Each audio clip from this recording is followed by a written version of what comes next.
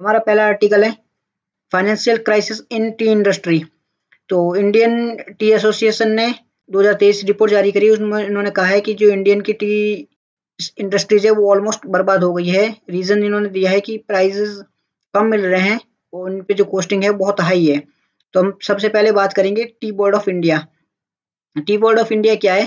Tea board of India है वो एक स्टेचुरी बॉडी है जो एक पार्लियामेंट के एक्ट के द्वारा बनी थी।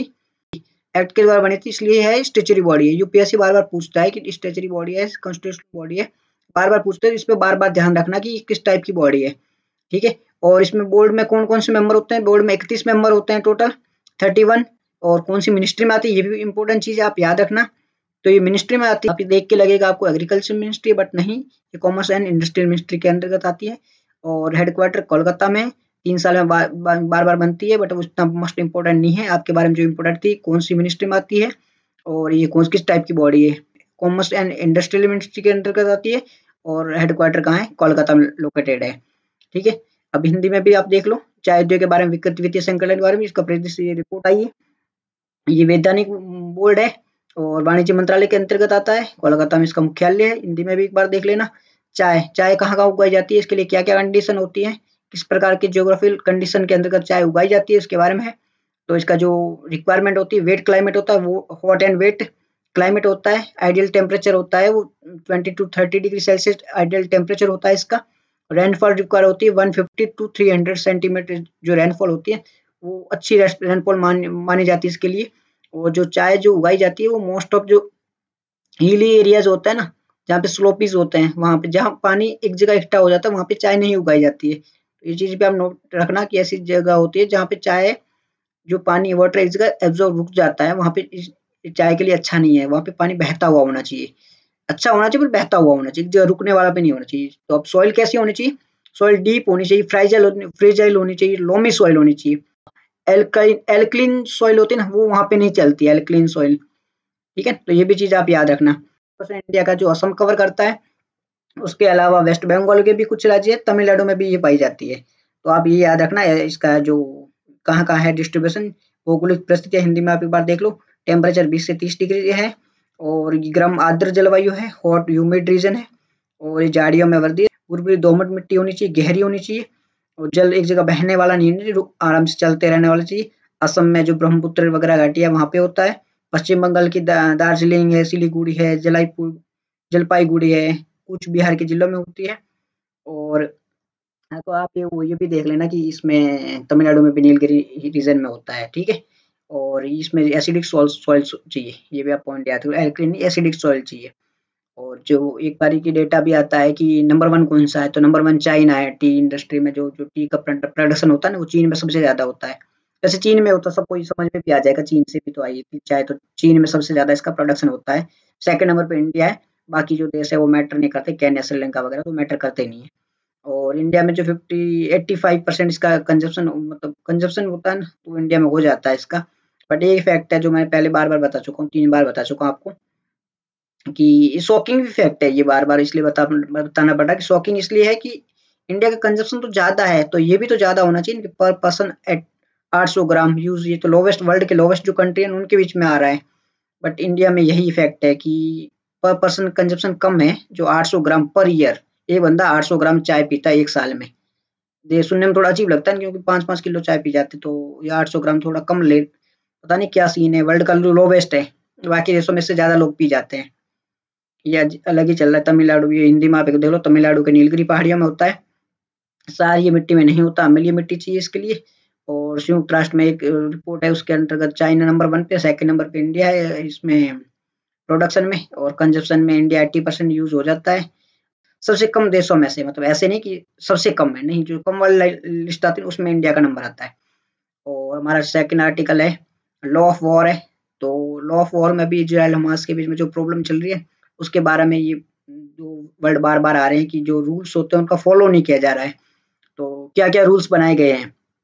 तो बहुत सारी इंटरनेशनल ऑर्गेनाइजेशन वगैरह ने अलग अलग रूल बनाए गए हैं।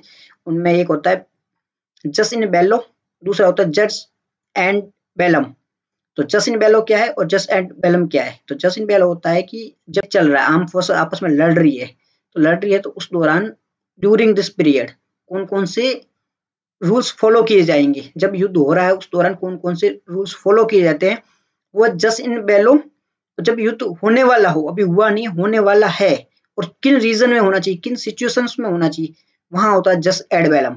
जस्ट एड बेलम मीन्स किन सिचुएशन में युद्ध होना है, और जस्ट इन बेलो में युद्ध हो चुका है, कंफ्लिक्ट हो चुका है, आर्म फोर्स आपस में लड़ रही है, तो फिर किन किन रूल्स को फॉलो किया जाना चाहिए। जैसे कि इन सिचुएशन में युद्ध होना चाहिए, जैसे कि आप पे सेल्फ डिफेंस है, आप पे किसी ने अटैक करा और आपने सामने अटैक करा, तो वो है जस्ट इन बेलम। ठीक है, और जस्ट इन बेलो मीन्स युद्ध हो चुका है, तो आम आम पब्लिक को नहीं मारोगे, ये जस्ट इन बेलो। ये प्रीलिम्स में पूछ सकते हैं, आप याद रखना ये कि जस्ट इन बेलो और जस्ट इन बेलम किससे संबंधित है और क्यों टर्म यूज हुए थे। तो ये युद्ध के दौरान नियमों को पालन करने के लिए रूल्स है, जो वॉर के दौरान इसका यूज होता है कि इन किन का फॉलो होना चाहिए। ठीक है, हिंदी में भी पढ़ लो हिंदी मीडियम वालों कि अंतर्राष्ट्रीय जो बहुत सारी ऑर्गेनाइजेशन है उन्होंने नियम दिए गए हैं, एक तो है जस्टिन बेलो और जैसे बेलम, उनका कैसे यूज करना है। जस्टिन बेलो युद्ध के दौरान जो हो रहा है, और जस्टिन बेलो युद्ध के दौरान है, जस्टिन बेलम युद्ध से पहले किन किन परिस्थितियों में युद्ध होना चाहिए, और युद्ध होने के बाद में कैसे युद्ध करना चाहिए, ये दोनों ही आप एक बार देख लेना। ठीक है, बहुत ईजी है, इतना है नहीं।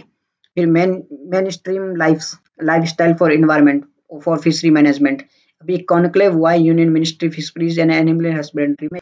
तो उसमें क्या हुआ कि हमारे जो 2021 में एक हुई थी United nation climate change conference, Glasgow में हुई थी। ठीक, तो हमने उसमें कुछ क्लाइमेट चेंज को रोकने के लिए टारगेट रखे थे। तो हमारे प्रधानमंत्री जी ने प्रधानमंत्री जी ने ये कहा था कि इंडिविजुअल जब तक बिहेवियर चेंज नहीं होगा तब तक आप क्लाइमेट चेंज को नहीं रोक सकते हो। तो उस मिशन को दिया था मिशन लाइफ लॉन्च। ये मिशन लाइफ क्या था, मिशन लाइफ था कि प्रधानमंत्री जी ने जो United nation climate change conference हो रही थी COP26 कहाँ होती, ग्लासगो में, तो वहां पे मिशन लाइफ लॉन्च किया था प्रधानमंत्री जी ने भारत की ओर से। इसमें क्या था, human behaviour, individual human behaviour, मतलब एक व्यक्ति का बिहेवियर चेंज होना चाहिए, तभी आप इन्वायरमेंट को चेंज होने से रोक सकते हो। उसके बारे में हमने बात करी थी। तो अभी ये क्या हुआ, अभी ये हुआ कि union ministry of animal husbandry, उन्होंने कहा कि जो फिशरीज सेक्टर है ना, वहां पे इस चीज का कैसे यूज किया सकता है। और उनमें जो ये मिशन लाइफ लॉन्च है ना, जैसे इंडिविजुअल का चेंज है, तो फिशरी सेक्टर में इनका कैसे यूज किया सकता है, तो उनका भी बिहेवियर कैसे चेंज किया सकता है, इसके बारे में बात करी गई है। फिर हमारा लास्ट आर्टिकल है जम्मू उड़ीसा, नवीन ओडिशा। मेंस के लिए आप एज ए वो यूज कर सकते हो एग्जांपल के लिए कि ओडिशा गवर्नमेंट ने पंचायत राज को 50 लाख तक रुपए देके उनको स्ट्रेंथन करके, जो अपना यूज खुद 50 लाख रुपए का यूज कर सके, खुद को स्ट्रेंथ कर सके। तो इसके बारे में ये एग्जांपल दे सकते हो, पंचायत राज को स्ट्रॉन्ग करना है, यूज करो आप मेंस में। कि चाहे जो टी बोर्ड ऑफ इंडिया है वो कौन सी मिनिस्ट्री के अंतर्गत आता है, तो इस पे बन सकता है। स्टेचुरी बॉडी है या कॉन्स्टिट्यूशनल बॉडी है, इसको भी आप माइंड में रखना एक बार कि वो नहीं स्टेचुरी बॉडी है, कौन सी मिनिस्ट्री है, तो मिनिस्ट्री है वो वाणिज्य मंत्रालय है। तो वो चीजें माइंड में रखना। युद्ध के दौरान जो कौन कौन से वर्ड था, jus in bello, jus in bellum. Jus in bello क्या है, युद्ध के दौरान क्या नियम फॉलो होने चाहिए, आर्म फोर्सेस आपस में लड़ रही है तब क्या फॉलो होना चाहिए। जस्ट इन बेलम, युद्ध किन सिचुएशन में होना चाहिए। तो इतने मस्त आर्टिकल तो थे नहीं, कुछ कुछ थे, हमने डिस्कस करे हैं। तो फिशरीज सेक्टर में जो ये मिशन था, मिशन कौन सा, मिशन लाइफ लंच किसके द्वारा होता, भारत के द्वारा।